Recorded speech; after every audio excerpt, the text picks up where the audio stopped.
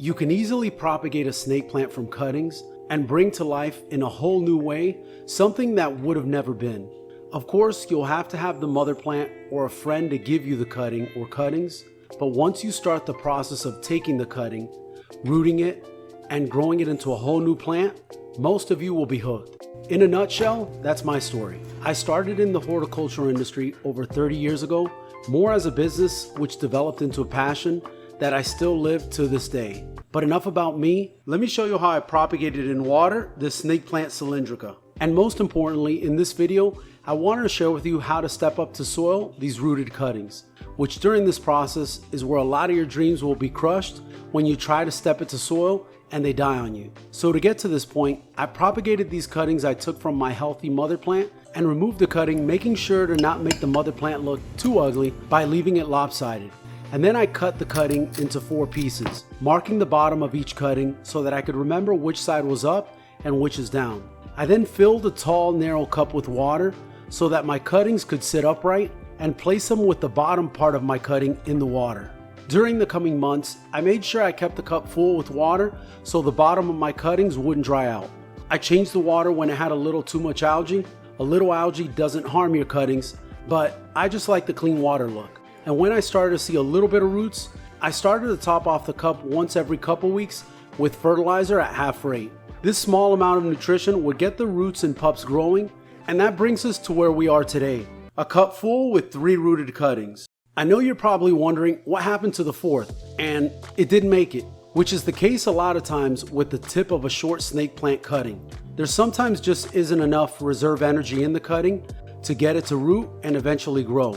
But we have 3 rooted cuttings with a pup or a couple pups growing on the side of each cutting, which is enough for this planting. If we go in for a better look at the roots of all these cuttings, we can see that the longest root is about 2.5 inches long with a few pups attached. I usually repot them from water to soil when I start to see a decent sized pup like this. When we look even closer, we can see that the original cutting is still attached to the pups. With some of the cuttings, there are 2 pups. This can sometimes be the case where we end up with more than 1 pup per cutting, which is great now because we'll have a fuller plant. I'll start by separating each of the cuttings from each other so we can evenly place them in pots when we plant them, and then put them back in the water so we can go to our next step, which is to prepare the soil. In this case, since the cuttings were propagated in water and are being transplanted to soil, we'll need a soil mix that provides us with a lot of water holding capacity at first, but also one that eventually will allow us to keep the soil dry by managing our water after the cuttings are acclimated to their new environment. A mix of 70% core and 30% perlite will be that perfect mix. I then mix it all up and we have a soil mix that'll serve as the perfect environment for our 3 cuttings for the coming months. For the next step, we need to find a pot that has drainage holes and is just big enough to hold the roots. So you might think, why not just find a big pot and place the cuttings in there so that they have room to grow? But the reason you want a pot that's just big enough for the roots is that a larger pot will require more soil, and since the root ball is small at this point, there won't be enough plant or roots to take up all that water that the soil is holding, and this will eventually lead to root rot. So a pot like this one will give our 3 cuttings enough space to grow, and after they do, we can eventually always repot them.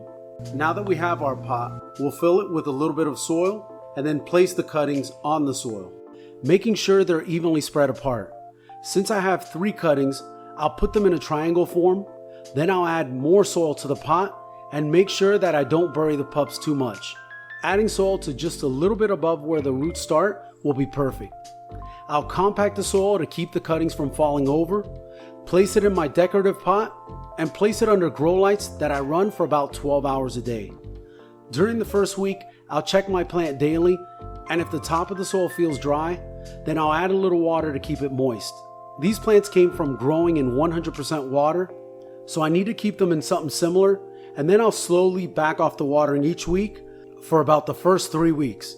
By the end of the 3rd week, they'll be acclimated to the point where I can water them every 2 weeks, and by the end of month 2, I can start to water them once a month or when the soil has completely dried out. With this planting complete, it's time to watch another video, and this one here will help you to continue to care for your snake plant as it grows into the beautiful houseplant you know it can be.